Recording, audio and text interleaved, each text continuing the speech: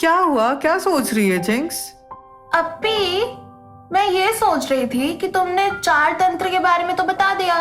मित्र भेद, मित्र लाभ, काकोलोक्यम और लब्ध प्रनाशम। लेकिन अब ये अपरीक्षित कारकम क्या है? अपरीक्षित कारकम की कहानियां हमें ये बताती हैं कि हमें कोई भी काम करने से पहले उसके दोनों पहलू को देखना चाहिए, उसके बाद ही किसी नतीजे पे पहुंचना चाहिए। कोई कहानी सुनाओ। सुनाती हूँ।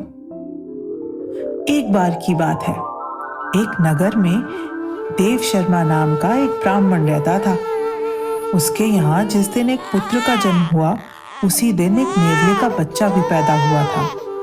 नेवले को जन्म देते समय उसकी माँ मर गई, तो ब्राह्मणी को उस पर दया आ गई और उसने उसको अपने बेटे के साथ ही पालना शुरू कर दिया।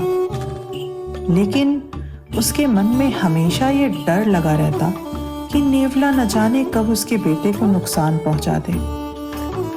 एक दिन ब्राह्मणी कुएं से पानी भरने जाने लगी। उसने अपने बेटे को खाट पर सुला दिया। ब्राह्मणी ने अपने पति से बोला, अजी सुनते हो, मैं पानी भरने जा रही हूँ, तुम जरा बेटे का ख्याल रखना। लेकिन थोड़ी देर बाद ब्राह्मण भी भिक्षा लेने के लिए घर छोड़कर चला गया। उसी समय एक काला सांप निकल कर आ गया और बच्चे की ओर धीरे धीरे बढ़ने लगा। नेवले ने बालक को बचाने के लिए सांप के टुकड़े टुकड़े कर उसे मार दिया। ब्राह्मणी जब घर लौट कर आई तो उसने देखा कि नेवले का मुंह खून से सना हुआ है। उसने सोचा जरूर नेवले ने उसके बेटे को मार दिया होगा और उसी का खून उसके मुंह पर लगा है।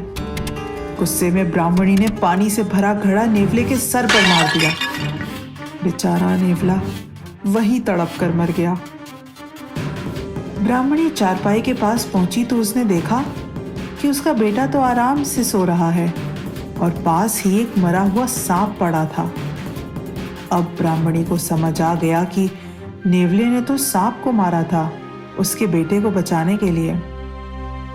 उसके मुंह पर सांप का खून लगा हुआ था।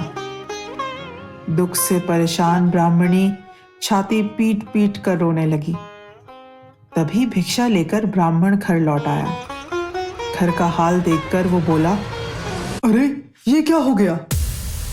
ब्राह्मणी ने ब्राह्मण को कोसते हुए कहा, अरे लोभी, तुमने मेरी बात नहीं मानी, इसी कारण बेटे जैसे नेवले की जान चली गई।